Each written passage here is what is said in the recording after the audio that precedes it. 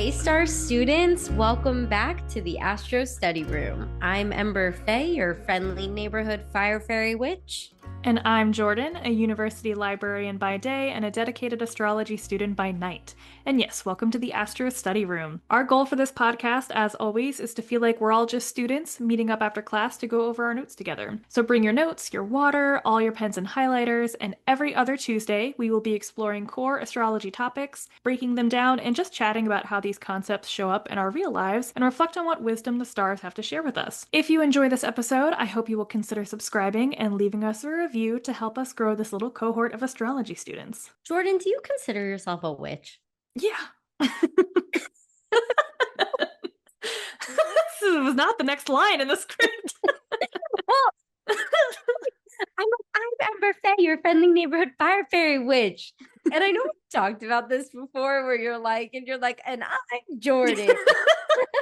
That was a really funny one. If you go back, it was probably our first or second episode, but yeah, Ember has this whole spiel that she's had since day one, and I didn't notice it. Like, neither of us noticed it when we were speaking it out loud, but when I was editing it, it was her and her little spiel, and then it was like, and I'm Jordan. Welcome to our podcast. I don't know why that came in my brain, but I was thinking about it. And then I was, as you were talking, I was like reading it and I was like, oh, she doesn't talk about like her spirituality or witchcraft or anything in her intro.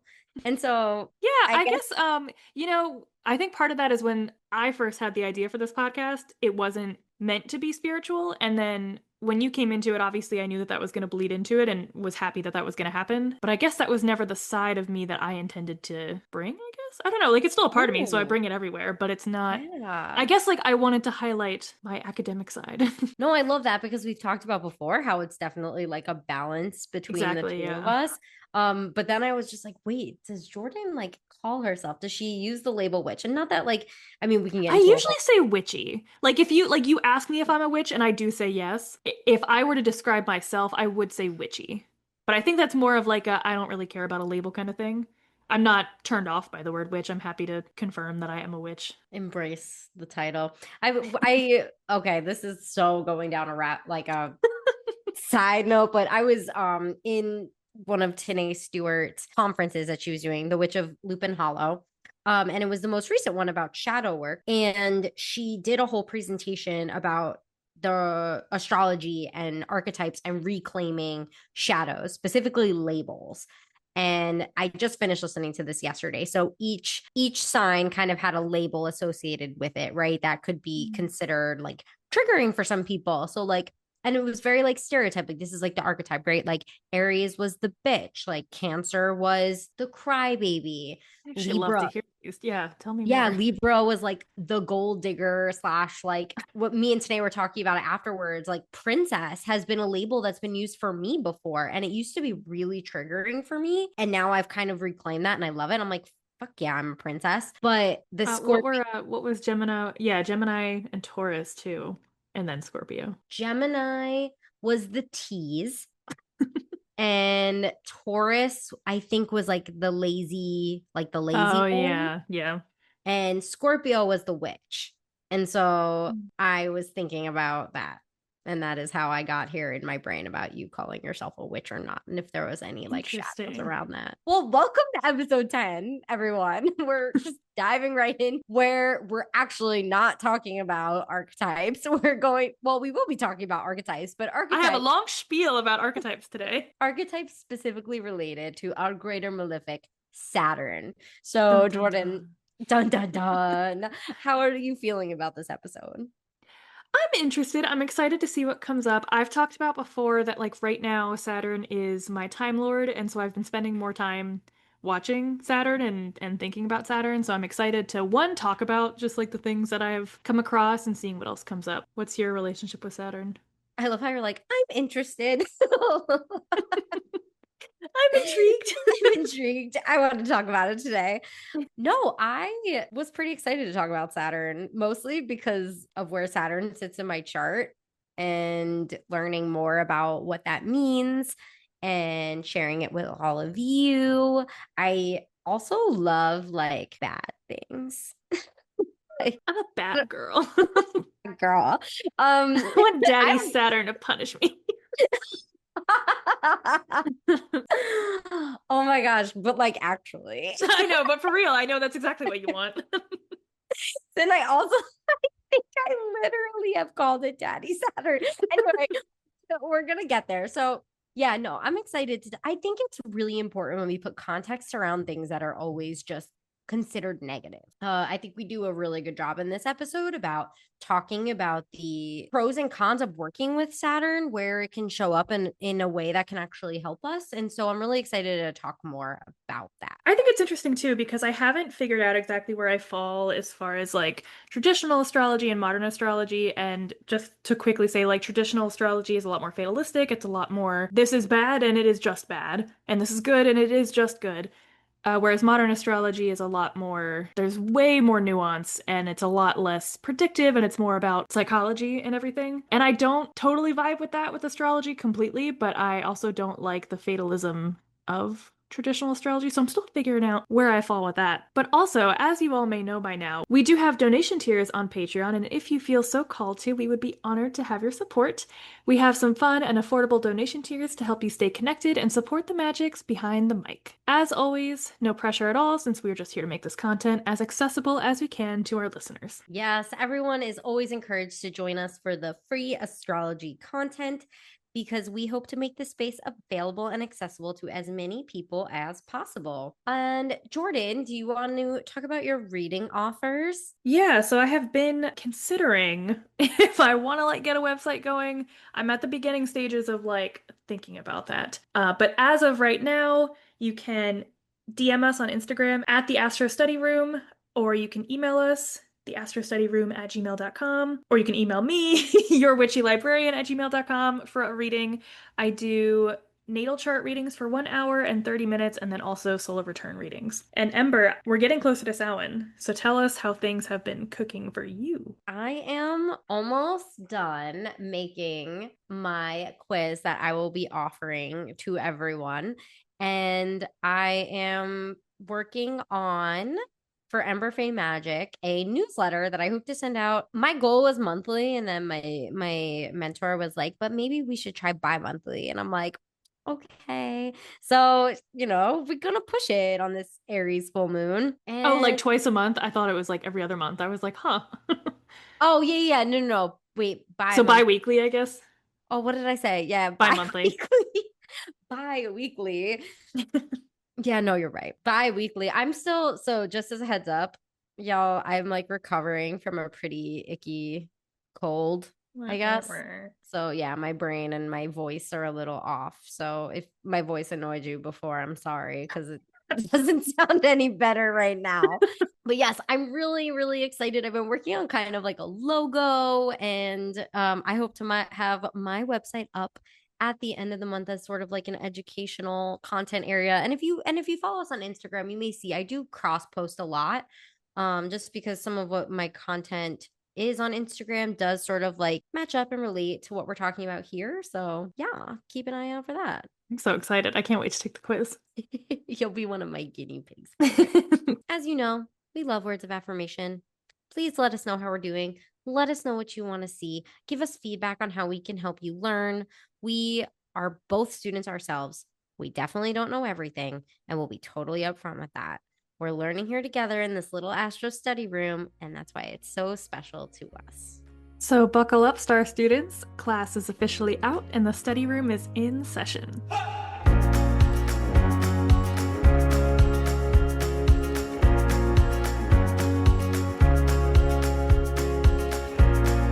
All right, Jordan, you want to kick us off with our current astro weather here for October 7th to the 20th?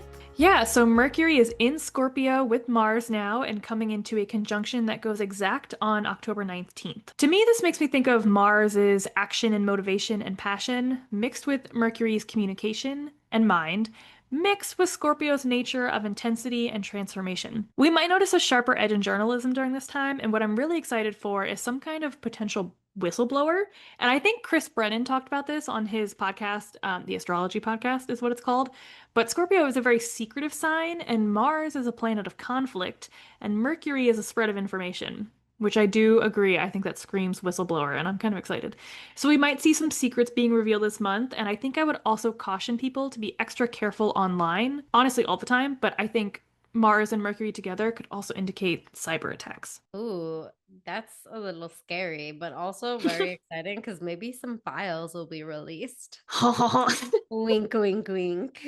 And individually, look to see where you have Scorpio in your chart and also check to see if there are any aspects happening to this conjunction. So, if you have any planets or angles in Scorpio, you will be experiencing this as a conjunction. If you have any planets or angles in other water signs like Cancer or Pisces, you will be experiencing this as a beneficial trine. If you have any planets or angles in other fixed signs, Taurus, Leo, and Aquarius, you may experience this as a challenging square. But in general, Mars and Mercury aspects indicate a need to be mindful of your words and be careful not to blow up on people or say things that you don't mean. But on the other hand, this can be a time to say what you've been needing to say, even if it isn't pretty. And I would say take this aspect and channel it into something that benefits you in the long run. Do you have something in your life you have been working towards? Take this as a time to dive into the research side of it and learn more. Or maybe this is a time to start telling people about a secret project you have been contributing to behind the scenes. Oh my God, that's so funny because I definitely meant to talk about my quiz release here. But guys, we don't always stay on script. Plug it again! Quiz! What's the So, quiz gonna be? Tell us the title of it. okay, so this is the first time I'm actually talking about this in Yay! like public space. This quiz is going to be a quiz that should tell you what is holding you back from your sensual magic. So I have been working on a few different archetypes. Essentially, it's to see what is holding you back from your own pleasure, your own desire, and really the things that I think are like so important to our magic and to knowing who we are, our creativity, our fire. And so there will be 5 different archetypes. I'm really excited for it. I hope to eventually build like my content around those archetypes. And yeah, so that's it. I'm so excited to take this quiz. And I think this is coming to me now, but I think we are probably going to have to do an other sode where we dive into sensuality in the chart because I know that's something that you've been studying. So I would love to ask you tons of questions about that for this podcast. I love that. No, that would be so great, I think. Yeah, I hope I don't disappoint you. You'll be one of my guinea pigs. You'll have to give me feedback. No, I think it's going to be great. You've shown me, I think the first archetype that you wrote, and I thought it was brilliant. Thank you, Jordan. Yeah, and so very quickly, because today's episode is Saturn, and because Saturn is my Time Lord, I have been keeping a very watchful eye on Saturn, but I just wanted to remind everyone that Saturn is still retrograde in Pisces and will station direct at 25 degrees on November 28th. And then the last thing I want to talk about, which will actually transition us very nicely to our new moon conversation, is that on the same day Mercury and Mars have their exact conjunction, so do Venus and the moon in the sign of Libra, just a couple days before the new moon. And what I really love about this is we are seeing our 2 night planets, Mars and Venus, in their home signs. The moon represents the public and can tell us a bit about how the public is feeling as well. And with Venus and the moon conjunct, this can soothe whatever is coming up with Mercury and Mars. And I think this may help people who are feeling particularly spicy with their words. And this would also be a great day to just recognize and participate in something beautiful. So does that mean it would make them more spicy or less spicy? Honestly, that's kind of one of those spicy? things that I would look at your chart, and we're probably going to see all of it because, again, I think if it's hitting an angle, it's going to feel spicy, and it depends on like which conjunction is hitting you. But I think it's just going to kind of help. I mentioned earlier, like this may bring up maybe you'll finally feel ready to say the harsh things that you've needed to get off your chest. I think this will kind of support that need to get the harsh things out that you can't just hide them away. Like some things just have to be harsh, I guess. Okay. Do you think Venus will like soften it though? Like make it a little bit like you'll say it, but like say it in a way that's constructive or just like it's gonna be rough. I think it's a choose your own adventure. Okay. I think people will have a little bit of a different experience seeing it depending on how it's hitting their chart. So yeah, so with participating in something beautiful, this can be like watching a video essay on an art piece from history, go out with a group of friends and socialize. I also kind of think that if you have been in any kind of argument with someone, this day specifically, October 19th, may be the perfect day to work it out together. I think Mercury and Mars together will encourage people to stand their ground and speak their mind, while Venus and the moon at a softer, compassionate tone, like we were talking about. And I think together these people might be able to work towards a compromise. Oh, I'll make sure I add that date in my chart and talk to anybody who's pissed me off recently. Hey, you. We're talking today. It's a good day astrologically to hash this out, okay? They're like, all right. So Uh, tell us about the new moon. yeah, so moving us on to some local weather. I don't really have a ton for us today, but we do have our new moon on October 21st at 8:25 a.m. Eastern Standard Time. And this new moon is in my little rising sign of balance, which is Libra. And Libra is all about beauty and connection. And as we've talked about, she be ruled by Venus. And so new moon, always think about like a fresh start, right?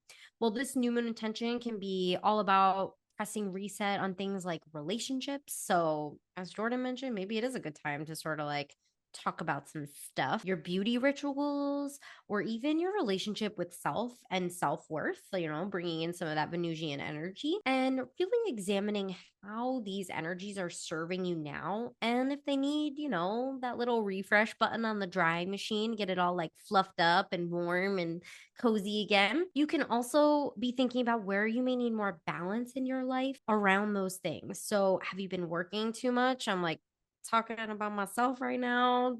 Jordan, I know you've been feeling the slog a little bit.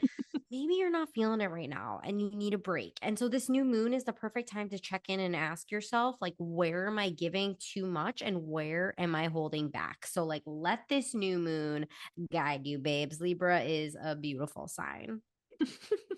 Personally, a favorite.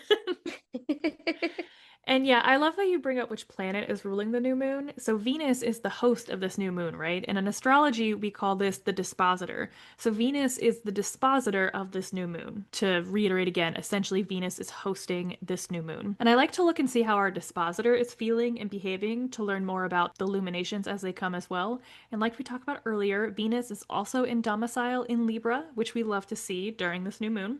And I think this implies an easy and smooth new moon. Mercury will be separating from Mars in Scorpio at this point, but still conjunct, and the new moon is also squaring Jupiter in Cancer. I don't feel too worried about this since Jupiter is Jupiter and is also exalted in Cancer, but I guess be aware of things feeling bigger than they are or things that feel like they might not be a big deal anymore suddenly getting magnified again. But again, I think this could be a good time to get all your feelings and thoughts out there and have a really productive conversation with people. Yeah, I agree. I think that Libra energy just supporting there and just being about like balance and relationship expression could be super helpful here. Jordan, when I say like ruled by, that's the dispositor, right? What Mhm. does the dispositor rule? Is that like the right lingo? Yeah. Yep. Okay, cool, cool. All right, y'all, you ready to jump into our main segment, Jordan? Whoop, whoop, whoop.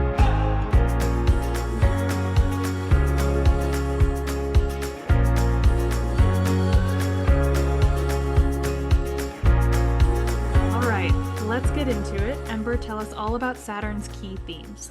Okay, so this malefic planet, okay, I want to start off by saying, like, Saturn isn't here to steal your joy and happiness, okay? Saturn is about making you strong enough to hold your happiness. Saturn literally has rings around it to bring structure and hold everything together, right? Like Saturn with the rings, it's such a pretty planet. These rings around Saturn and Saturn itself can really like put pressure on setting the boundaries and structures around the why and why not. What's worth your time and devotion? What is the limit and what boundaries are we needing to push or restructure or work towards to maintain our integrity, receive delayed gratification? This is hard stuff, but it's so necessary, especially when, like, last week you compare it to our benefic, loving Jupiter. This is like, very much like la di da, expand and grow, and we love everything, while Saturn is like, no, restrict and limits. And it's like, that quote that's like, no great achiever ever succeeded without hard work. Like, sure, you can sit around and wait for positive things to happen, but Saturn is here to just be like,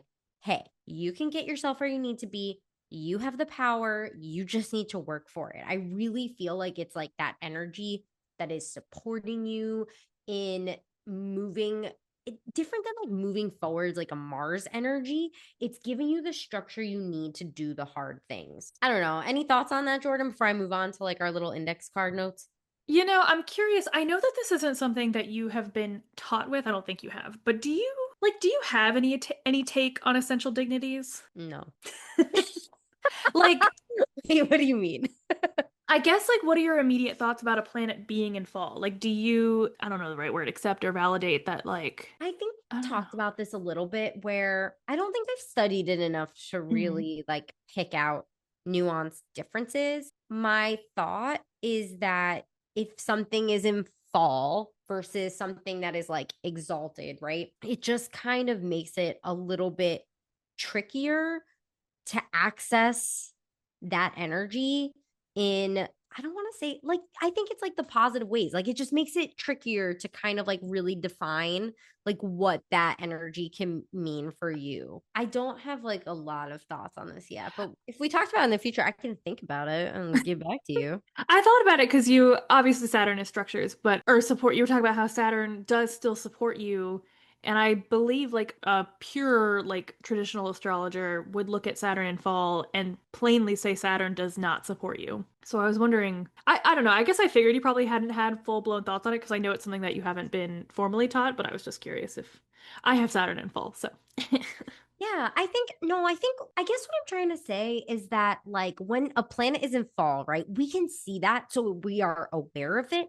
And I think it makes it almost, I don't know, it makes it almost like more mindful, I guess, that like you're thinking about that planet and trying to like understand its function. I'm also curious, are you saying that like, you know, you become aware of your birth chart and therefore you can enact more of your birth chart? Yeah, like basically, I think it's just it's there and you need to be more conscious of it. And that actually, like those weaknesses, you now can like recognize them as a weakness and be able to like work towards using the support of Saturn, right?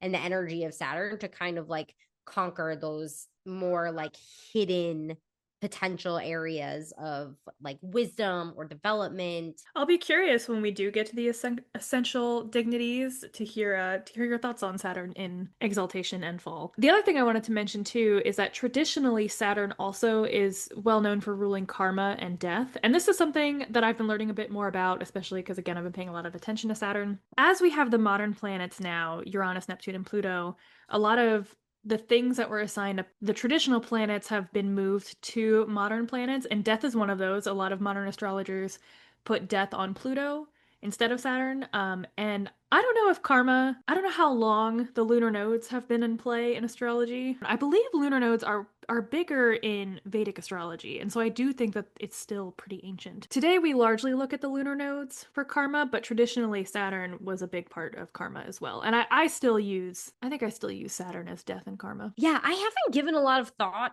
as to the differences between the modern and traditional rulers and where I fall along those lines. I have no idea. So I can't really speak to that much. Besides, I'm always somebody, I guess, again, more Libra energy, that it's like gotta be like there's an in between, right? Like maybe it's a little bit of both, like there's a balance there. A lot of astrologers do kind of subscribe to a co-rulership. Yeah, I think I would fall there.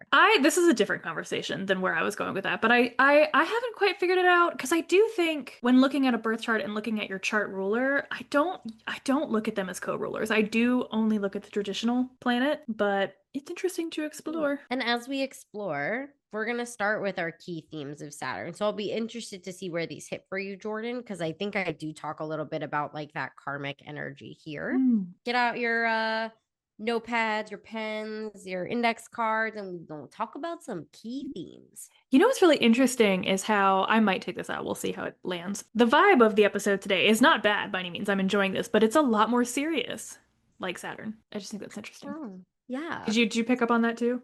Yeah. I mean, Like last week or last time we were so giggly and, it you was know, Jupiter. yeah, we were all like, huh, like, you know, we were having a jolly good time with Jupiter, and now we're like, okay, we're talking about death and karma and hard things today. So I think that's interesting. I think you should leave that in because I want to see if people agree with that. Like, do they sound Yeah, very. are you picking up the vibe that we're picking up? Okay, the first thing I want to talk about with Saturn is structures and boundaries. So, Saturn is where you look in the chart to see where you may be building or maybe need to be building healthy boundaries. Two is time or like maturity. And this made me think of Shout out to Grandpa Saturn. If you've been listening to our episodes, you know who Grandpa Saturn is from previous episodes. But I think this can represent where you may feel a bit blocked or where things may be stifled and that actually need like time to mature and grow, and basically like time to master those things. So this is where Jordan karma comes in. I feel like karma and lesson. So karma is in the term of like lessons that you can learn, that Saturn really has the ability to show us these like repeated heavy lessons, basically until the point where we like have to face them. And Yeah, and I think it's interesting because Saturn, the one of the things that Saturn is well known for is that it doesn't let you learn anything the easy way. Like Saturn is the lessons that we have to learn the hard way. yeah, I really like that. And so it's interesting too when we're talking about Saturn in fall, maybe you are just knowing that you need to like support yourself with those hard lessons, right? That like Saturn is going to be there. It's going to mean that like maybe this area in your chart, you know, is going to be difficult. And so like seeking out extra support in those areas may be something that like, you know, you have to do. The next term I have is authority or responsibility. Don't love those words, but Saturn is asking us where we're stepping into authority and where we can grow. Limits and fears. So Saturn can show you insecurities or where you may be experiencing energetic blocks. And finally, discipline and mastery. So, all of this essentially tying together to represent where you need your consistent devotion, your self discipline, embracing the challenges, and that eventually with this work, you'll end up feeling maybe some delayed gratification from all the time and energy that you've exuded. So that's where I'm at, Jordan. How would you add anything else? I don't think so. I think the only thing I can think of, because you talked about maturity, and I just want to more explicitly say that Saturn also rules aging and elderly people. Oh, okay. That's it. Sweet. That was a good job. All right, Jordan, tell us about Saturn and the body connections. All right, so I feel like Saturn is kind of weirdly well known for some of the body parts it rules. So Saturn rules bones and joints. I'm a little bit surprised that joints aren't ruled by Venus or Mercury. I was curious about that. Like, was there, so for me, it totally makes sense because joints like limit your movement. You know, like, Okay. yeah, right? Like your joints kind of are like where your bone meets and they can stay in that area. It's very limited. So your arm, your shoulder doesn't just like floop That makes out. sense. Yeah. I was thinking like they're the connectors. Oh, okay. That's Okay, I can interesting. see That that. because that totally I think they both made sense. But yeah, I hadn't thought of yours that one at all. But that works. Saturn also rules teeth, which as we know are bones. Saturn rules skin and nails and hair. I'm sure we talked about this back in our Venus episode. Venus rules the aesthetic of the appearance of our skin, nails, and hair, while Saturn rules the health of our skin, nails, and hair. These things act as the barriers to the sensitive parts of our body, which is where Saturn comes in as the protective barrier. Saturn rules ossification, which is bone formation, right? Yes. And calcification. Yeah, that makes sense. The creation of bone. Cool. And Saturn also rules the health and function of the gallbladder. And I know we didn't understand a lot of Jupiter's when it came to around this part of the anatomy, the gallbladder. Yeah, did you look up like why the gallbladder? Because the only thing I could think of is that so just to like recap for our listeners, when we were talking about this with Jupiter, Jupiter is related to fat and like fat storage and you know cholesterol and things like that. And the gallbladder is what processes fats and helps break those down with bile. So I thought that it would be related to Jupiter, but I was like, the actual gallbladder itself is the storage space for bile. So I was like, maybe that's why, because it's a storage and it like is a container. So yeah, I don't know what that one's about. This came from Heather Aland, who I believe probably learned this from Lynn Coiner. So those are my sources. But I do not know the why. All right. Well, we like to debate and Lastly, some medical astrologers also connect the function of the spleen to Saturn. So, Ember, what does the spleen do? Feels like a made-up organ. the spleen. Yeah. I mean, the spleen's part of like our lymphatics and immune system, and it stores and filters blood and like stores platelets and white blood cells, which are your immune cells. And so, again, relating it to Saturn intuitively, didn't make sense to me. But then I also was able to like kind of relate that back to some Chinese medicine, like that I've talked to you about how I've done the traditional Chinese veterinary medicine courses. And the spleen in TCVM is related to the stomach. And so those are both like earthy organs. Are considered like part of the earth, which has to do with like slow processes. So kind of like what you were saying about digestion and red blood cell formation. So I was like, maybe that's why. Then I was like, I don't know why the stomach wouldn't also be related to Saturn, but Going along with that, because the other thing, yeah, because the planets are supposed to rule the function of anatomy, whereas I believe it's the zodiac signs that rule the literal organs and things. oh. And that doesn't always add up because, like, obviously Saturn rules bones and it rules literally bones, not like the function of bones. Typically, to my understanding, I could be wrong about this, but my understanding is that with the organs, the planets rule the function of the organs, and then the signs rule the actual organ. But I did notice that Saturn co-rules a lot of things, which I don't think is typical for a planet. So, like the Where spleen and gallbladder, like I think those are, and then like the bones and skin and nails and hair. I'm looking up what zodiac sign rules the spleen. Let me guess. Let me see what it does again. No, I have no idea. I could probably guess another organ besides a spleen. Again, we're on AI land. So, but it says the spleen is associated with Virgo and Capricorn.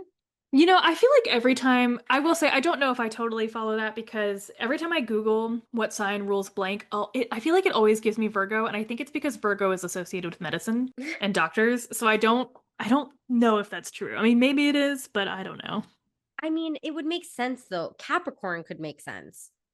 Saturn is also connected to restricting and restriction of blood flow, for example, so like poor circulation. Saturn is connected to hardening, so kidney stones or gallbladder stones or feelings of stiffness in your joints or bones. And in our Mars episode, we talked about Mars ruling acute issues while Saturn rules chronic issues. Saturn rules over aging diseases and over conditions where you do not have enough of something. So Jupiter rules things where you have too much of it, and Saturn rules the things where you don't have enough of it. So like hypothermia, where you don't have enough warmth, would probably have something to do with Saturn and Mars, maybe, or the Sun. And lastly, Saturn also has connections with depression, and some have connected Saturn to cancer diagnoses as well. Yeah, I think a lot of these make sense, especially, again, with Saturn being like a malefic planet. I feel like a lot of these people were just like depression with Saturn because it's hard. I also think too, because like you tell me, doctor, but I think like in medicine, like a depression is like a sunk in, right? I mean, I guess that's also geography. Like a depression in the earth is like a I guess I don't know a depression, concave. yeah. I use the word concave a lot. No, I wonder if some of the negative associations, right? Like I said, depression is hard as like a joke, but like depression is really it's like limiting and like it can be so devastating. Like as somebody hmm who has like been through like definitely generalized anxiety and like severe depression. So I just wonder if it gets roped into that because like I don't know. Like That's the other thing because I've seen depression mostly connected with Pisces. I don't know. Yeah, the only thing I can think of is like not enough of something. So like not enough serotonin, not enough dopamine, not enough yeah. happiness or something. No, that makes sense. I thought the cancer one was also interesting as well because I think cancer was also related to Jupiter. It is. I'm thinking because it said what I read was that it was connected to cancer diagnoses. So I think Hmm. it's more of like Saturn being related to bad news or to hard news. Yeah, that's That's kind of my what I'm guess. saying. Okay. Do you And wanna I know Jordan, you usually mention some like of the nutrients too. Did you have any for Saturn? yeah, so Saturn also rules calcium. So, the thing that makes bones or something like that. Vitamin C. Yes, things needed for like collagen, so vitamin C, collagen, connective tissue, which are like Saturn ruled themes. And then vitamin C also, like the lack of vitamin C is connected with scurvy. So if, scurvy is that like disease that people who are like on boats for a really long time would get where their teeth are falling out. So that totally makes, Yikes. yeah, Saturn also rules vitamin K which is necessary for clotting, so stopping bleeding. and sulfur. Saturn rules sulfur. This one was funny that it came up because we were just talking about Paracelsus in our coven meeting, who is the person that created the alchemy principles in like the 1500s. And so we're going down like a little sidebar here that there's three prime fundamental substances in this theory, and it's salt, mercury, and sulfur, with sulfur being the chemical that represents like life force, and salt is the body, and mercury is the mind and spirit. where essentially sulfur is the thing that's used to like burn away the concrete body and leaving the soul behind. And so I wasn't sure if that was like related to kind of this like long-term transformation, or if you had any thoughts on that, because I thought that was pretty cool. I think that's one of those things I'm gonna have to sit with too. And I've been thinking this is a little bit of a tangent that we won't go too far into, but I've been thinking a lot about transformation because I just had a class with Kepler and we were just talking about the modern planets and we were learning about like the one of the things that they taught us was that Pluto does not actually have anything to do with transformation any more than any other planet. And so we're supposed to like be moving away from using transformation in terms of Pluto. So I think when you mention long-term transformation, I just start thinking about what is transformation and, the transformation of every planet, I guess, kind of thing. Yeah, I guess you can say that like all of our things, our communication styles, the way we love, the way we have, connections, all sort of transform throughout our lives, I guess. Mm-hmm. So I just think of like with Saturn. Yeah, I definitely heard that about Pluto. I feel like with Saturn, it's kind of that like mature time. I don't want to say goals. That's not the right word, but that transformation that happens when you're like working really hard towards something.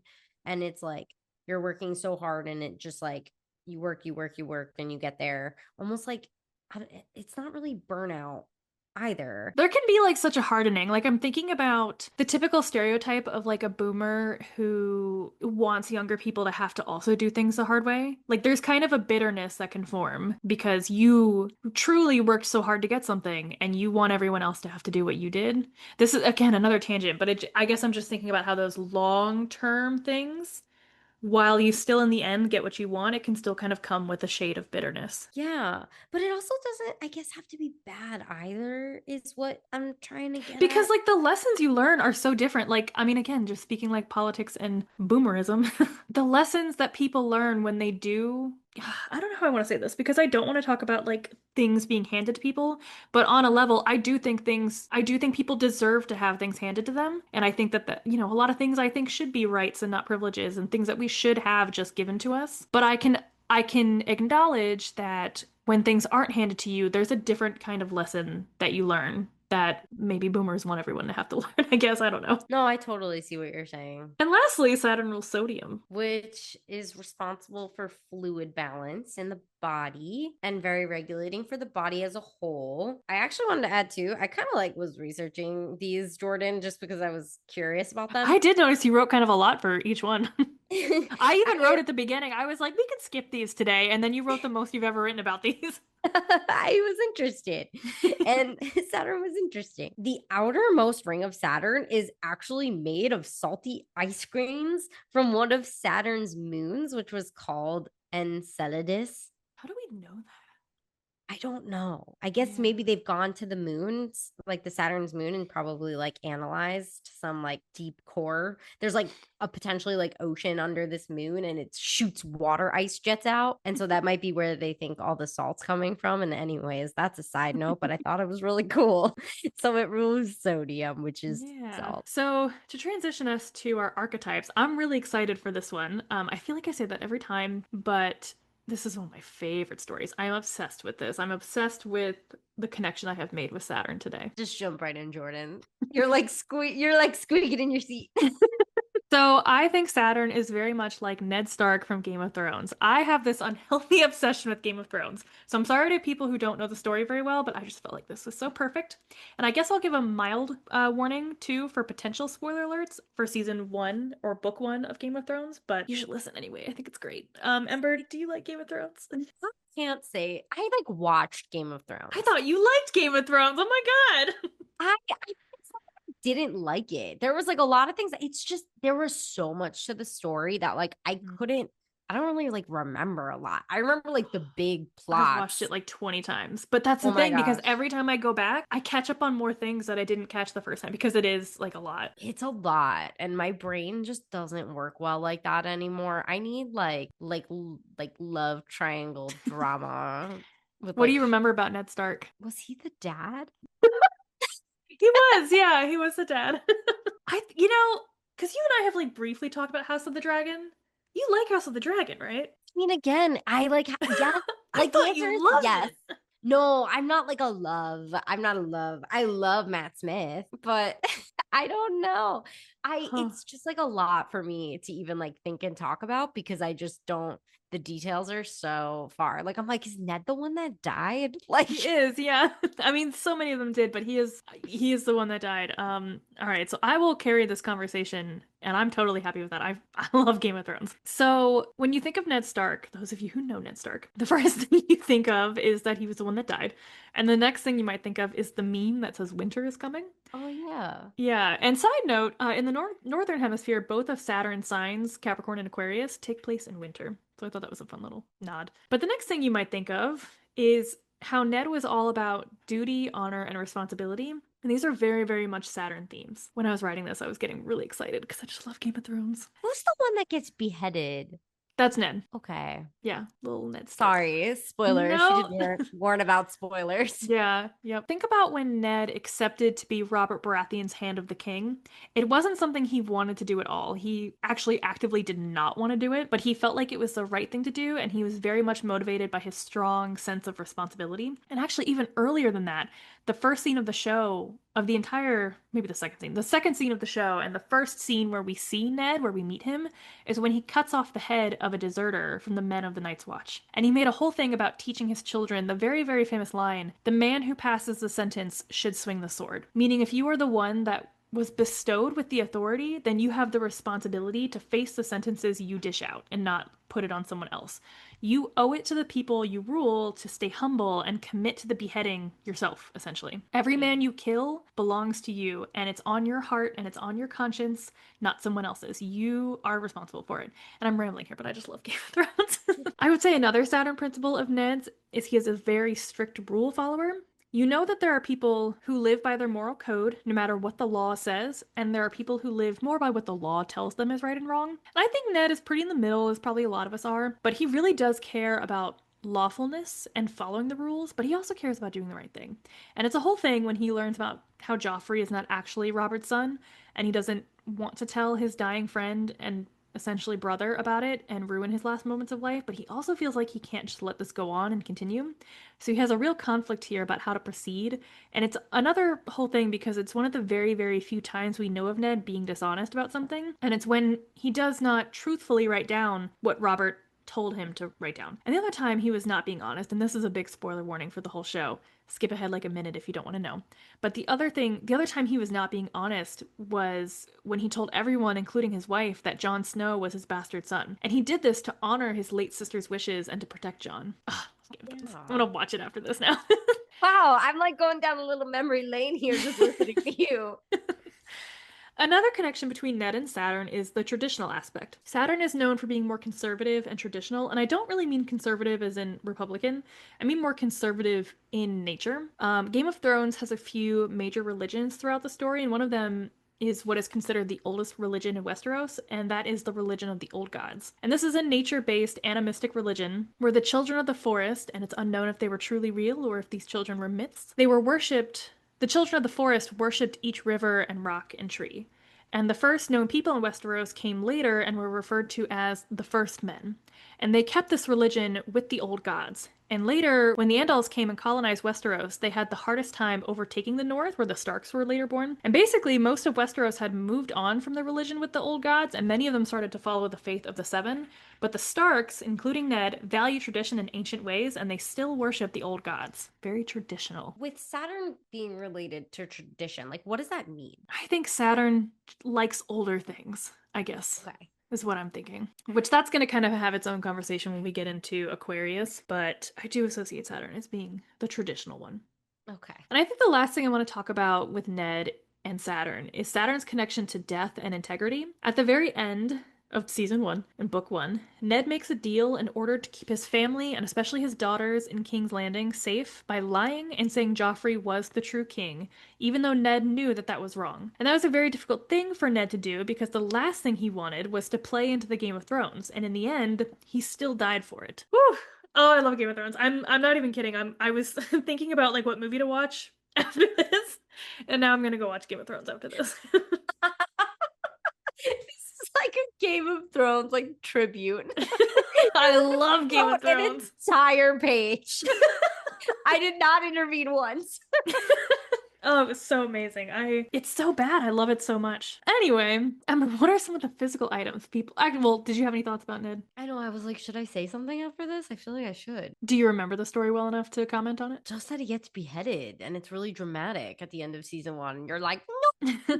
Gosh, that was so good because you think there's going to be like this 11th hour like savior moment. Like you think someone's going to come in and stop it. And they don't, and he loses his head. And then in the next season, you see his head on a spike, and it's like, it's dead. Yeah, damn. I don't like that trauma.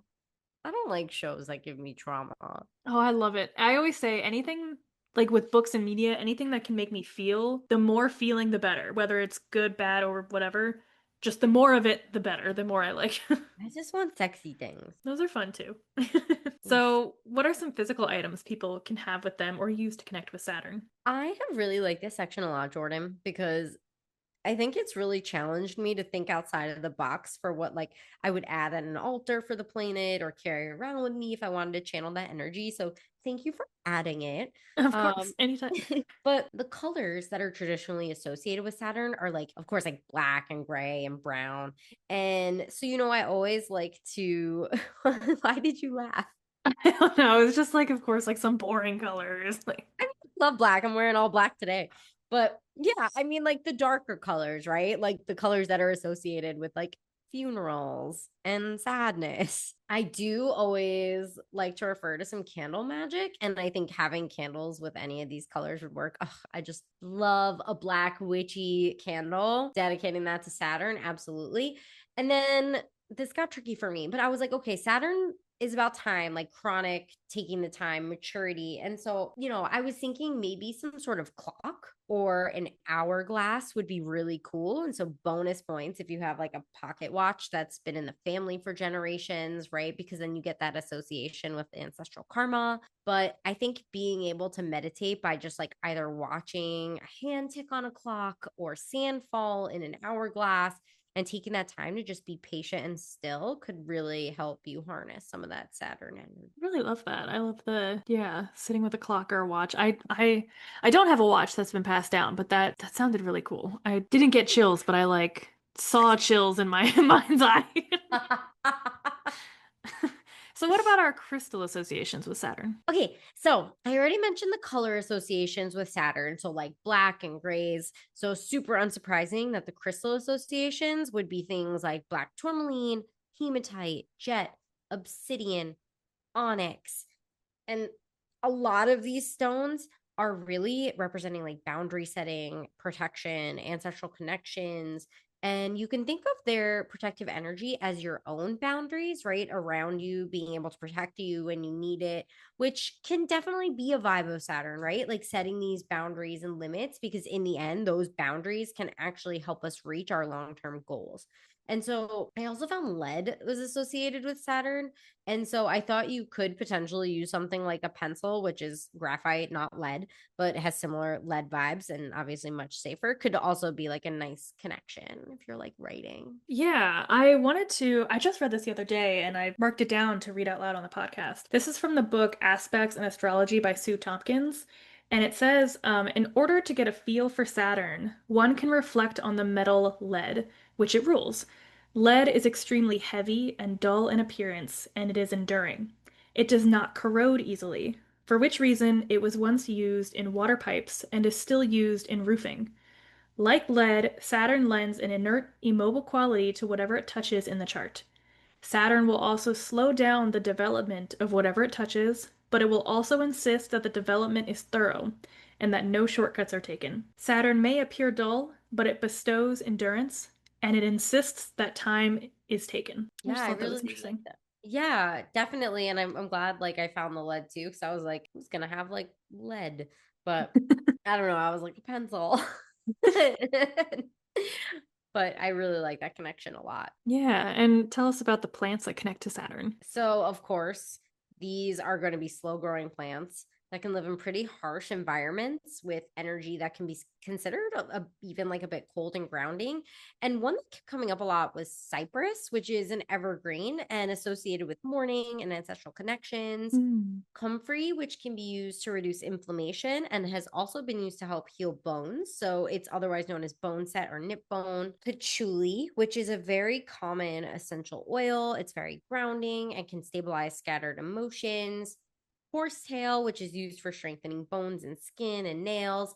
And I did go a little bit along the toxic plant path because why not? And belladonna and hemlock are also associated with Saturn. And these are poisons that can really like slow the body down very Mm. and kill you and just really demand a lot of witchy respect. So you would never actually ingest these. As an FYI, they should only ever be used as symbolic purposes and only handled if you're an experienced herbalist. So I'm putting that out there. But due to their associations with like transformation and wisdom, it was like a cool connection with Saturn. That's really interesting. I was interested to see all the things, of course, that like comes up during this episode, but it is I shouldn't be so surprised that death has come up so many times, I think. Yeah, I'm kind of seeing the connection now with the serpent. I mean, the serpent has always traditionally been related to some sort of like deep transformation and Yeah. death and things like that. So, I'm still um, waiting for third house. yes. So as you all know, we pull cards before we start recording. And I like to make connections with them throughout the episode. Yeah, and surprisingly, like usually something always comes up. So I still have hopes that third house is going to become relevant.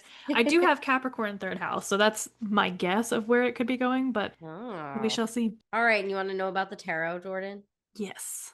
All right. What do you have a guess? I guessed that Saturn rules the Emperor card, and I think, if I remember correctly, I think that might, no, because Mars is the Tower. I'm guessing Emperor because, like, Daddy Saturn. Because Daddy Saturn. Because the Emperor is like the fatherly energy, right? I mean, yeah, I guess so. I feel like didn't we talk about the Emperor card with I feel like we did, but I can't remember. I think we did because of Mars. Mars might rule the No, I Emperor. think does Aries, no, because I I mean, remember Mars. yeah, Aries. Was Sorry, it Aries Aries that might, rules? which is why we talked about it with Okay. Mars. That's so weird because Aries is like a baby. But anyway, I guess it's not the Emperor. What is it? I mean, an emperor, I guess, could be a baby. It's also, I don't know. Anyways, so it was actually kind of funny because in my research, like I usually use like Labyrinthos, which is a really nice like app, tarot, astrology connection. I have a tarot book and an astrology book. I got some different answers about like which cards were associated with Saturn, but it was actually the world card. And so What? I know. And if you know the traditional Rider Waite Smith deck, like the world card has a wreath around it. And so like even that you can directly relate to the Saturn rings. But Hmm. the meaning of the world card is like fulfillment, achievement, completion. This is why I think Saturn isn't all that bad. Because someone else obviously didn't think Saturn was all that bad. The only thing I can most immediately think of is that, like, traditionally Saturn is the end. One of our lives, because again, it rules death and it rules aging, but two, like, the end of the planets. It's the last planet, and the world is the last of the major arcana. That's the only connection I can make. In the traditional sense. I mean, yeah, that totally that could make sense too. It's sort of like rounding about this, you know, all these efforts you've put in, your things are starting to pay off. It reflects like major milestones in your life you may have completed. You've built resilience to withstand challenges. I don't know. The world may indicate a completion of a long-term project. Like, does this sound familiar with like everything we've been talking about? Relating it back to Saturn. Saturn rules cycles, completion, mastery, the bigger picture of life, really sort of like those big endings, right? And so all these things Saturn teaches us is through like respecting time and discipline and perseverance. And so I thought that was really interesting. I never would have guessed that. I wouldn't have either. Yeah. And the other card that kept coming up was the death card. And obvious reasons, death for all the reasons we've talked about, but carrying themes of endings. But it kind of got into that conversation, Jordan, of like modern traditional, of like who rules Scorpio, I think Mhm. potentially. I don't know. But like I also found the death card was ruled by Scorpio. So I was like, I don't know why this would also be associated with Saturn. Yeah, I think I see the death card as Scorpio, not Saturn. But I guess it could. Yeah, so there was another, our second connection here is going to be with the card that's represented by Capricorn. And so, since Capricorn is ruled by Saturn, the devil indirectly inherits Saturn's archetypal flavors of restriction, material reality, structures, lessons, responsibilities, which totally makes sense to me. And then, if we talk about Aquarius, which is also ruled by Saturn traditionally, right, Jordan? Mm-hmm. Then it's going to be the star card, which I did not super understand, besides the fact that like the star card is usually like hope and achievement and success. And I was like, maybe Saturn's like, yay, hard work, we're gonna get there. I'm excited to talk about Aquarius because I think, as far as the conversation about like traditional and modern rulers, I think Aquarius is the one people have the most trouble with. Modernly, Aquarius is ruled by Uranus, but traditionally it's ruled by Saturn, and it's the one that people have like the most difficulties making sense of. Hmm. But I do use Saturn as the ruler of Aquarius, and I think it fits pretty well, especially in a traditional aspect. As far as the star card, which I don't know much about, but just talking about hopes and dreams and achievements, achievement I think is pretty big because that's Saturn's long-term effort and the success that comes with Saturn. Hopes and dreams are kind of sometimes associated with Aquarius, more so associated with like 11th house, but that's 12-letter alphabet thing. So it sounds like the star card is also another card of transformation. And I talked about earlier how in my Kepler class, like we're supposed to be moving away from transformation being a term of Pluto. And they didn't talk about it like needing to be a term of Saturn, but that has come up so much in this episode, is Saturn being the transformation. So speaking of Aquarius and all those things, Jordan, do you want to jump into the essential dignitaries? Yes, let's talk about the essential dignities. Saturn is in domicile or at home in Capricorn and Aquarius. Saturn is in detriment in Cancer and Leo. Saturn is exalted in Libra, and Saturn is in fall in Aries. So Saturn is very strongly associated with Capricorn. And this may be one of those things we see because of the modern rulers, like how Mars is more heavily associated with Aries and not Scorpio, even though Mars rules both signs of Aries and Scorpio. Saturn is always more associated with Capricorn and not Aquarius, even though Saturn rules both signs. Saturn is indeed very comfy in Capricorn.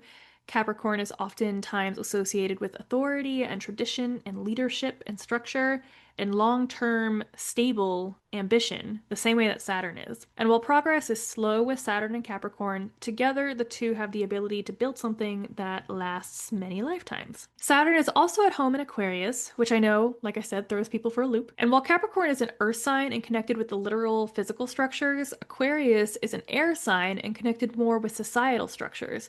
So this is things like our social norms, our laws, our society, and the rules that we deem appropriate. These are things that build upon who we are as humanity, and this is Aquarius. So again, Saturn in Capricorn has more of that, the physical structures and the physical things that we build, and Saturn in Aquarius is the societal, social relationship, and also kind of like the higher thinking things that we build. Saturn rules those higher thinking things that we build. That actually makes a lot of sense to me when you explain Doesn't it. it? Yeah. Aquarius is also considered the sign of the genius.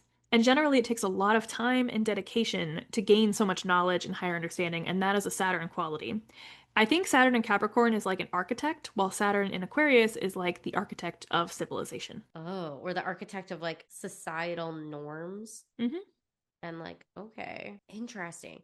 But Aquarius wants to like break away from those things, right? I think that's another interesting conversation. I think this is one of those things where sometimes, kind of going along with the 12-letter alphabet, some things may be more Uranian than Aquarius. So I don't think Aquarius necessarily wants to break away from societal norms. I think Aquarius kind of wants to make new ones or develop upon the ones that are already there, like the foundational things. I think Uranus is the one that wants to like flip a table over kind of thing. And I think Aquarius just wants to like keep moving up and keep progressing, but not necessarily demolish what was already there. That's my own thoughts. I'm not sure. Okay, so I've been dying to ask you this since I have Saturn at 29 degrees in my fifth house of Aquarius. And this is the perfect time to ask you, Jordan. What are your thoughts on that then? Yeah, so the 29th degree is called the anaretic degree. It is the most critical degree in astrology. And the 29th degree has to do with like finishing up something. So in your case, this is finishing up something from Saturn in Aquarius before in your next life or whatever, Saturn can graduate into Pisces. So you have to master So it's like, this. I was just gonna say, so like essentially, I won't experience like the benefits of having like been through it because I gotta like finish it in this lifetime. Is that or it's like it's done now? Um, that's going to be something you're going to have to meditate on. I don't know, but I wouldn't say it like that. I don't think it's something you can't benefit from. I think it is essentially like a hotter point in your chart. Like there is something, if your Saturn was at like 12 degrees, it wouldn't be as much of a hot issue in your chart, I guess. Or issue, it doesn't need to be an issue, but a hot theme in your chart. So at 29 degrees, I think that just means that your life needs to be devoted a little bit more to the attention of this 29th degree. Mostly, I want someone to be like, "You did it, good job." Yeah, don't we all? That's the thing. If I could just like have a conversation with the version of me that chose all this, I have so many questions. They're not all bad, of course. I have questions. I would like to know why am I doing this? But anyway, with that 29th degree, you have to master whatever it is before you can move on either in this life or the next one. So I think like you can and will and should master it in this life. That's And up to then you is someone when will that tell me, happens. "Good job." Daddy Saturn will be like, good girl. You having Saturn in Aquarius probably has something to do with wanting to contribute something to the collective, especially something intellectual, freeing, and some kind of like humanitarian vibe. Saturn in fifth house, where you have Aquarius, this is a lot. This could be like you take your joy and pleasure very seriously. Hmm. And Saturn is also something we grow into, so growing into the themes of joy and hobbies and fun. When I say later in your life, astrologically, I think we've talked about this before. Astrologically, like once you pass your first Saturn return, that's like when you're an adult in astrology. So a lot of like Saturn themes traditionally kind of get mastered around the age of 30. Obviously, we live longer than that now, and a lot of people have third Saturn returns, and so on and so on. I guess when I say grow into these themes later in life, that can kind of mean anytime after the age of 30. I mean, I started my burlesque and dance, and a lot of the hobbies I do like around my first Saturn return. I think we've talked about that. Yeah, and yeah, because Saturn was in Aquarius. Yeah, makes sense. And so, with time and patience and committed dedication, there's also a talent for artsy things, because that's fifth house. And I think this placement would be someone who takes their hobbies very seriously. In general, I would say this might be someone who is dedicated to very few hobbies and masters them, though your Gemini moon might have something else to say about that. What does my Gemini moon say about that? I want to dip my toes in everything. Yeah, that's pretty much me. I was gonna be like, yeah. And then I try and go super hard on all the things. Yeah. Saturn is in detriment in Cancer, and I think the biggest thing that makes Saturn a bit uncomfy here is that Cancer is ruled by the moon, and the moon just moves so quickly and has a huge focus on feelings and emotions, and Saturn is such a slow-moving planet. Traditionally, Saturn is the slowest moving planet. Saturn likes to take its time and build very sound and stable structures, and Cancer just moves on a bit quicker than that. But like all planets in detriment, it really isn't that bad. There's just some kinks that have to be worked out. Saturn is also in detriment in Leo. Similarly to Saturn being uncomfy in Cancer because it's fast moving, I think Saturn is uncomfy in Leo because Saturn is the coldest traditional planet, and Leo is ruled by the sun, which is the hottest planet. I think Leo is a bit more youthful too compared to Saturn, and Saturn can be a bit more of a conformer, or at least is more quiet about what they do, while Leo wants to shout their generosity from the rooftops and make sure that they get credit for everything. While Saturn doesn't really care for like the loud credit, I would say if anything, Saturn wants like the monetary credit. I think the other thing is Saturn is more concerned for the collective, whether that be for the family or the town, the company, the nation, the entire world, and Leo is just much more individualistic than that. Saturn is exalted in Libra. Saturn is concerned with the structure of society and the principles of people and the laws that we all live by, and Libra is the sign of fairness and justice, which are both things that Saturn holds dear. I think the biggest thing here is that Saturn can do all the good things Saturn does, like dedicate to higher learning, understand the world and understand people, and building things that last and holding true to their values, while also having that Libran advantage of being able to connect with people. So when I think of Aquarius, we know Aquarius is concerned with the greater good, but does not always connect easily with other individuals. But Libra does connect with people one on one. And that's one of those major things that Saturn alone is kind of missing. And having Saturn in Libra is one of those kind of unstoppable type energies. Saturn is in fall in Aries. Saturn is a planner and likes to think about how today's actions will benefit them 10 years from now, and Aries would rather act now and think later. And Saturn is disciplined and the limiter, and Aries is much more loudly assertive and wants to be liberated or be the liberator along with Aquarius, but anyway. Aries is also the sign of initiating and starting brand new things, whereas Saturn is more known to uphold tradition. These two energies just don't really work very well together. Saturn and Aries can be a placement of fear, as there is this push and pull between the fear of acting too quickly without thinking versus the fear of missing the opportunity and not having acted quick enough, and overall a fear of mistakes, which can kind of lead to, as far as like fight or flight, this can kind of be like the freeze. Like Saturn might feel, as much of a hot sign it is, Saturn might feel a bit frozen here and just not know how to act. So this is where you have Saturn, Jordan, right? I do. I don't know. Knowing that, it kind of gets into our conversation. Like, do you think like knowing that and being aware of it, right, is like kind of helps you like integrate those things together to kind of like help them work together?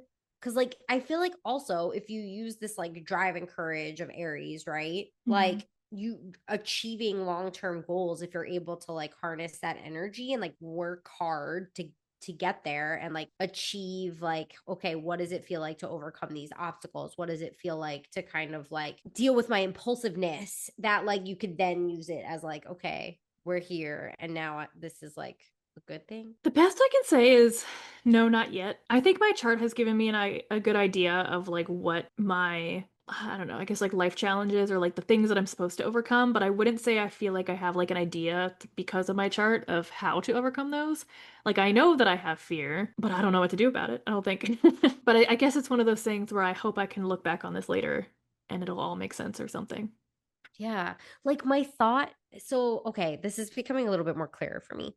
So like if we were reading together and I was like talking to you about this, we are talking about this, and you told me, okay, so I have Saturn in this placement, my thought would be, okay, like let's build an altar to Saturn. Let's like work with Saturn's energy since we know it's like unhappy in this placement and harness that energy, talk to Saturn, build the altar, and kind of like fluff up Saturn a little bit to kind of like work and ask Saturn to like help you work through the fears together.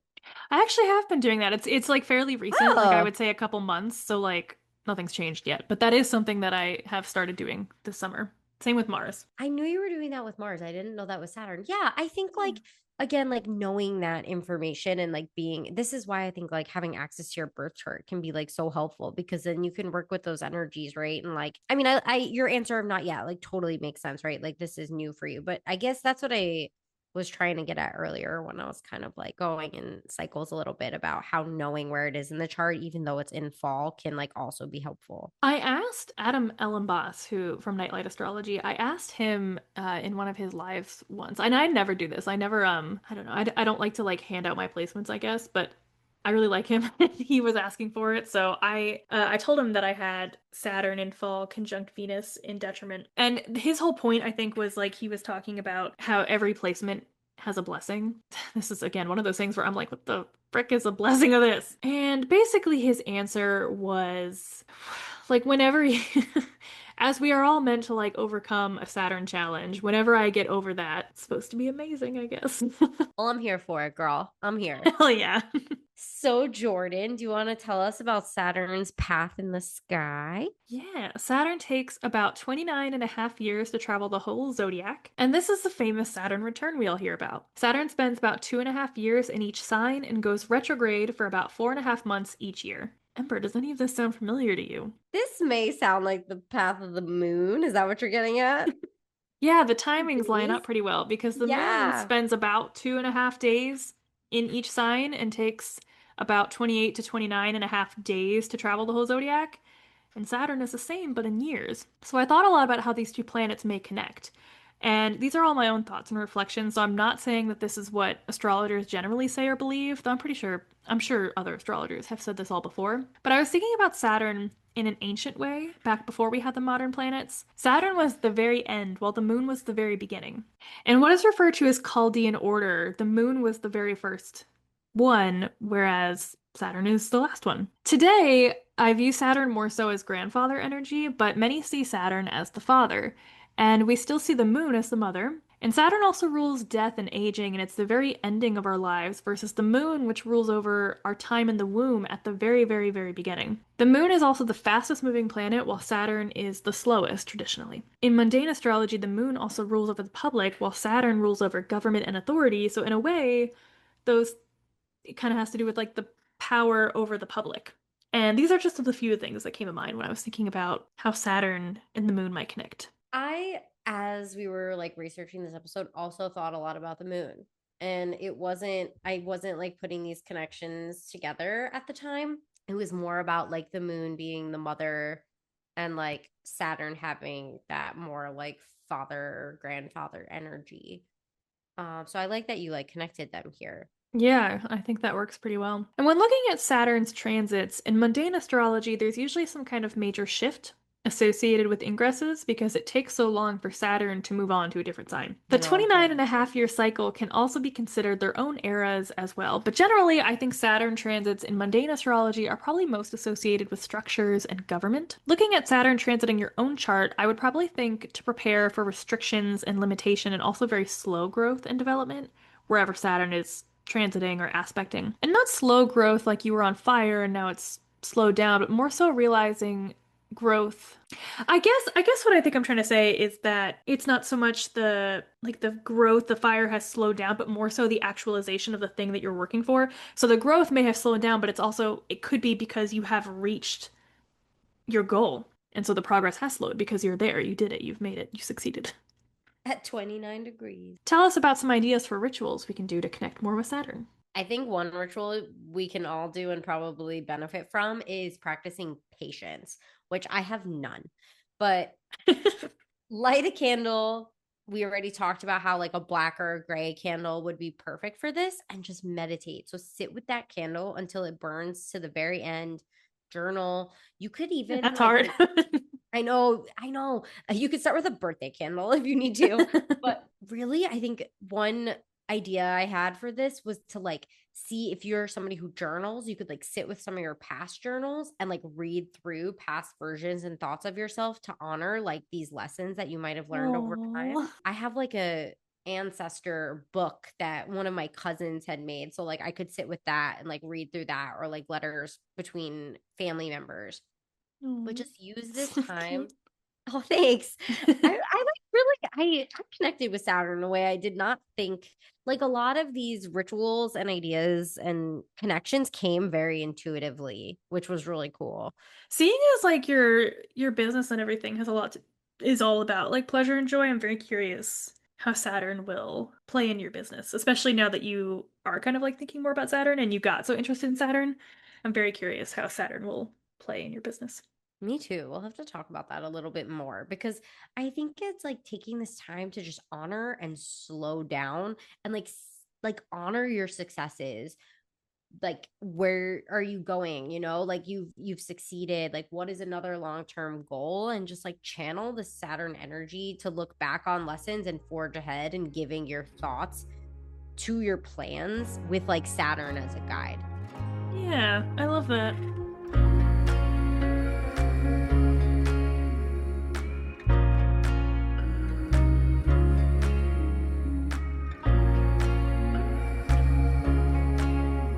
Every episode, we want to leave you with something to reflect on and something to do. So, Ember, give us something to reflect on. Okay, so there was a lot of key themes for Saturn. So I'm going to focus on three big questions to ask yourself when you're working with Saturn. And it's shadow season, and working with Saturn could be a really good time to initiate this work. So give it a shot. Shadow work can be so hard to do alone, though. So always make sure you have support with either some friends, other witches, mentors, family, your dog, whoever, to just like talk through some of these more challenging aspects. So, the first question I have for you is, what karmic lessons keep repeating themselves? And what might Saturn be trying to teach me through those lessons? So, if you know where Saturn is in your chart, you can try to identify these lessons around the key themes of that house. Question number two: where in my life am I craving more structure, not as a cage, but as a container for my magic or self love? And this question is important because it can help us reflect on what is actually the difference between restriction and structured support. Kind of like what I was getting at earlier, Jordan, where like maybe trying to use that Saturn energy as this support, where like, I don't know, maybe you're trying to start a hobby or you're starting a business and it feels messy and there's no structure and you're just going for it. Essentially, the idea would be to decide, like, okay, I'm going to create structure around building this business, this hobby, learning this hobby. And that could look like limiting time on social media, going with the mentality of like done is better than perfect and sticking to the time limit of like how long you're going to be like, I'm going to work on this thing for 1 hour and that's it. And this is what I have. And Saturn can be there to say, like, I take my dreams or desires seriously enough to build that temple around it and the structure around it to protect and nurture those desires. So that's where this question is coming from. Like, where are you craving this structure in your life? And finally, in what areas of my life can I honor slow and steady growth instead of rushing towards an instant result? And this particular question came to me because this is like literally me. So, as we kind of have talked about, I have Saturn in my fifth house of play and hobbies. And also, like Gemini moon, I've always been someone that'll like has a lot of things and I go all in and I do it for a while, but I go so hard that I burn out and then I just like leave that hobby behind. I think certain things have come into play, like we talked about around my first Saturn return, where I'm really learning to balance these things like my burlesque, my witchcraft, Ember Fae magic to like really keep these extracurriculars as a part of my life and not get burnt out because they're so important to me. And I'm like learning this lesson. And I want to make sure I can like grow and incorporate lessons from these communities into the everyday. So, where in your life can you honor that slow and steady growth and not just like rush towards it with that like Aries energy? Oh, Saturn and Aries. As for coming towards the end of the episode, I've been thinking about this third house card that I pulled for the episode and trying to think like, where is this applying? Like, what's going to come up? And what I was thinking about when you were talking about the second question about essentially like the structure of your life or the things that you do in your life and how structured they should be. I'm still pretty adamant of like, I don't want to start a business. We've talked about this before, but I think, we all probably agree, like capitalism is very shady. We're all a part of it. No matter what, we can't escape it because it's just part of our societal structure. Thank you, Aquarius. But anyway, like I've been thinking about it because I kind of want astrology to fund my interest in astrology. I was thinking about my third house, which is Capricorn, which is ruled by Saturn, and third house kind of rules podcasts and the way that we communicate things. And I don't know, it's just kind of making me think of like a business of communication. I think that these are all just kind of like random musings, but I think that's what's coming to me for like this third house card that we pulled. Putting that energy out there. Share this podcast, please. We love you. We Make our just dreams come true. make our dreams come true. I want to. All right, and for something to do, I want you to do a time audit. As you go through a random day, write down or mentally take note of what you are doing and how long you are doing it for. Are you giving yourself enough time each night to sleep? Are you spending time making good food? Are you spending a good long time in the shower? Are you spending a lot of time doom scrolling? Are you not spending enough time socializing or just not spending enough time alone? I would say when you first do this, maybe do it without all these questions. Just write down what you're doing and when and how long, and then move on. And then you can come back and reflect on it and ask yourself these questions. And then repeat this maybe like every 3 months. And a bonus way to connect with Saturn is to mindfully schedule in time to do something that will benefit you a year from when you do the audit. Do you have an example, Jordan, of something that you might be scheduling in as like a little benefit? That's kind of one of those hard questions because like it would have to be something that you like repeat over and over. But for me, it would be like choosing to still be really dedicated to school. I think, we've talked a lot about how we have so many interests. And right now, like my hyperfixation is just definitely astrology, and this is what I want to dedicate all my time to, and I do dedicate a lot of time to it. But I also dedicate a lot of time to grad school, and I don't want to anymore. I want to be done. But I want that degree, and that degree is going to benefit me. And so today I make the decision to keep working hard in grad school so that a year from now I will have my degree. Yay! Woo! Okay, so we have been doing, if you've checked out our last episodes, a really quick ending of this or that. So you could like play along with us and think about what your answers would be. But I created these questions and Jordan has no idea what they're gonna be. I'm so excited. So we're gonna jump through. You ready, Jordan? I'm ready. To wake up a little bit. It's so dark by you. Okay, they're Saturn themed. Slow burn or instant gratification. Is this like in books? In books, slow burn. Building boundaries or breaking rules. Building boundaries. Tough love or a soft spoken truth. I want to change my answer. Breaking rules. What was the next one? Tough love or soft spoken truth. Soft spoken truth. Traditional wisdom or innovative new ideas. Innovative new ideas. Ned Stark or Jon Snow. Ah! Ah, Jon Snow, but that's a really hard one. Saturn, Capricorn, daddy vibes, or Jupiter, divine feminine vibes? Daddy vibes. Oh my gosh, that was fun. I really liked the tough love or soft spoken truth. What would you say to that one? I think a soft spoken truth. That's a really good one. I liked that. The Let us slow know your burn answers. or instant. That one, okay, because I had to think that that was like, were you referring to media or were you talking about just like in my day to day life? Because if so, instant Anything. gratification. Anything. It's however it hits for you. How would you answer these? Slow burner, instant gratification. Slow burn. Building boundaries, breaking rules. Building boundaries. That's what I said initially, and then I changed my mind. Traditional wisdom or innovative new ideas? Innovative new ideas. Ned Stark or Jon Snow? Jon Snow. Or should we say Jon Targaryen? Saturn Capricorn daddy vibes or Jupiter divine feminine Cancer vibes? Capricorn daddy vibes. Bring me the father. I don't know. I feel like actually though, Jupiter divine feminine.